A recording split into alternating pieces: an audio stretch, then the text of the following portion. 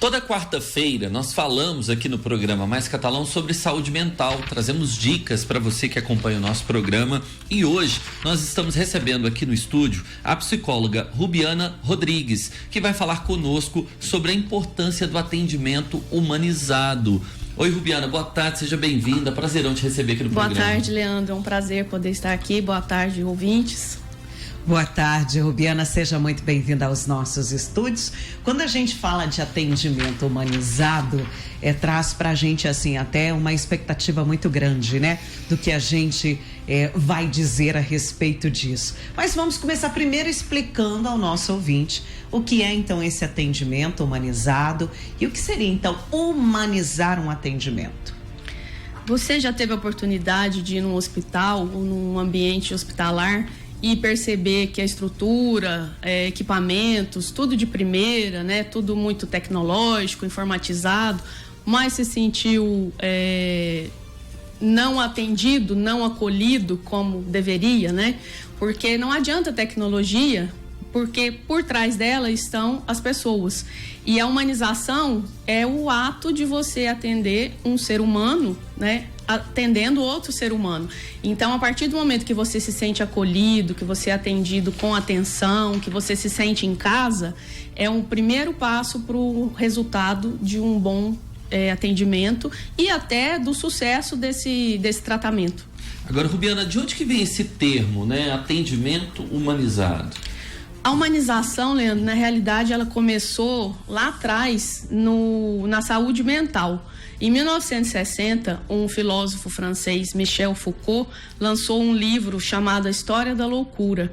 E a partir daí ele começou a questionar, né, os métodos que os pacientes psiquiátricos eram atendidos, com lobotomia, através de tratamentos agressivos. E a partir daí, Franco Basaglia, um psiquiatra italiano, começou um movimento da reforma, né, do movimento antimanicomial.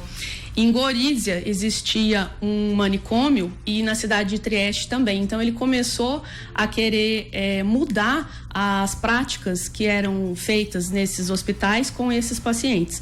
E a partir daí surgiu esse termo de humanização. E por incrível que pareça, quando eu me formei, né, eu tive a oportunidade de ir para Trieste, né, nesse manicômio que foi desativado, nesse novo modelo, nesse novo conceito, onde ele começou a implantar o Hospital Dia. Então, os pacientes, eles passavam a morar sozinhos, né, em algumas casas, com acompanhamento de alguns enfermeiros, mas eles tinham independência, alguns até trabalhavam e tinham auxílio do governo. Então, assim, um modelo totalmente diferenciado daquele que era feito anteriormente, né? Ele passou a implantar, então, um modelo de Hospital Dia, que a partir daí passou a correr o mundo inteiro, chegando inclusive aqui no Brasil. Um grande nome que a gente pode lembrar é a Anice da Silveira, que foi uma psiquiatra que começou a mudar esse conceito, principalmente com o atendimento através da arte, né, aos pacientes, que era algo totalmente inovador.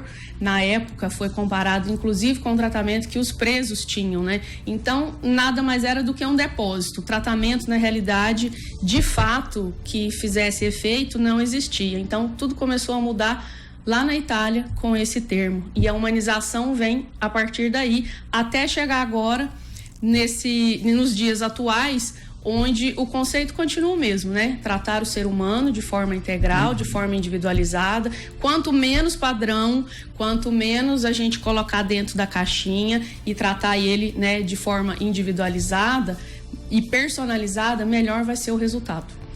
Então, nesse caso, Rubiana, a gente está falando, então, do atendimento humanizado, que ele cria, então, características para cada atendimento, para cada paciente. E nós tínhamos antes, então, podemos dizer que o chamado atendimento que era padronizado, era mais ou menos um atendimento em série, né? Que ele ia seguindo sempre da mesma forma.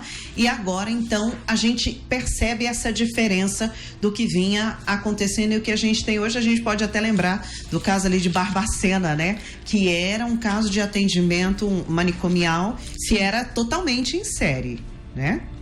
E totalmente improdutivo, né? Porque era um estoque de vidas. Exatamente, não respeitava essa individualidade. A gente sabe que os hospitais, né, os ambientes hospitalares de saúde, existem regras, né? Mas na medida do possível, quanto mais a gente puder tentar individualizar, melhor vai ser, porque cada ser humano exige, né? Tem uma necessidade. Não dá pra gente tratar todo mundo igual. Tá certo, então. Ô, Rubiana, uma outra pergunta aqui. Vamos falar do ponto de vista da pessoa que está sendo atendida, né? Quais as vantagens de se implantar esse atendimento humanizado para aquelas pessoas que estão recebendo atendimento?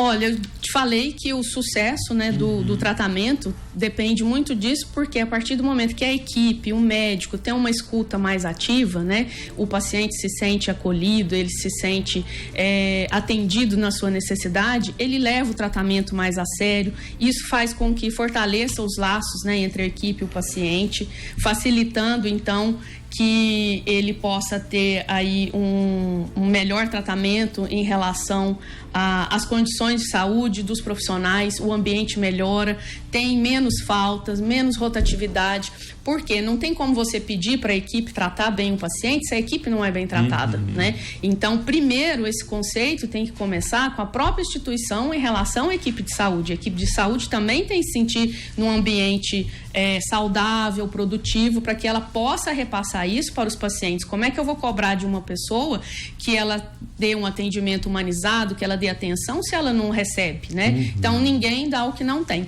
Então, começa da própria equipe de saúde, né? Do próprio clima organizacional entre profissionais, entre chefias, e a partir daí isso se estende para o paciente, para que todos acabam ganhando, né? Porque quanto menos tempo o paciente fica na instituição, melhor é para ele, para a equipe e para a própria instituição. Quando a gente está falando de hospital, né? Às vezes tem um paciente que chega com dores, enfim, passando mal e fica horas ali esperando, seja na rede pública, às vezes até na rede particular também isso acontece. É meio que se colocar no lugar do outro, entender o sofrimento do outro, respeitando as regras, como você falou, mas tentando agilizar. E aí, Rubiana, a gente falou muito de hospital, né? O atendimento humanizado, ele é inerente só aos hospitais, ou seja, só em hospital que se fala disso. Você pode aplicar esses conceitos em outras áreas também, né? Todo ambiente onde existe um paciente, o atendimento humanizado, ele cabe. Isso vale para clínicas de odontológicas, exames, laboratórios, nutricionistas, psicólogos, todos os profissionais da área da saúde, né? Todo mundo que tem uma recepcionista, que tem pessoas que têm contato direto com o paciente, podem e devem implantar. Por quê? Eu sempre digo, o paciente, ele tem uma característica diferente de um profissional, de uma pessoa que, por exemplo, vai ao shopping. Você vai ao shopping para poder se divertir, né? O atendimento, já vai feliz. Você já vai feliz, né? Agora, a pessoa que vai ao hospital, normalmente ela vai contra a vontade, né? Então, assim, já começa a partir daí. Então, atitudes que às vezes a pessoa toma enquanto ela está doente, em condições normais, talvez ela não agiria daquela maneira. Então, ela chega mais irritada, ela chega mais fragilizada, ela fica mais nervosa. Então, a pessoa que está do outro lado, ela tem que entender que aquilo ali para ela pode ser o 5º, 6º paciente que ela atende, mas para o paciente ele é único, é o momento dele, né? É o problema dele, a dificuldade dele, às vezes é a primeira vez que ele está passando por aquilo e só por conta disso ele já exige aí a questão que é um dos conceitos fundamentais, como o Leandro falou, que é a empatia, né? Se colocar no lugar do outro. Muito bacana. Rubiana, a gente sabe que inclusive você faz um trabalho, você faz palestras, enfim, eu sei que você trabalha muito nessa área, ajudando as pessoas, ajudando os profissionais, ajudando os estabelecimentos. Quem quiser saber mais, bater um papo contigo, Rubiana, onde que encontra a psicóloga Rubiana Rodrigues? Eu vou deixar minhas redes sociais, eu tenho postado semanalmente vídeos e assuntos, né, sobre referente ao atendimento humanizado e sobre inteligência emocional como um todo. Palestrante Rubiana com y.rodrigues no Instagram. E no YouTube também tem várias palestras já que eu realizei, não só nesse tema, como outros afins também, que é o canal do YouTube, Palestrante Rubiana Rodrigues. Palestrante Rubiana Rodrigues, é só procurar Rubiana, Rubi, R-Y, R-U-B-Y. Isso, Rubiana Rodrigues. Rubiana, muito obrigado pela participação conosco, obrigado pelos esclarecimentos. A gente espera aqui numa próxima oportunidade. Muito obrigada, eu que agradeço. Nós que agradecemos, Rubiana. Um abraço, tchau, tchau.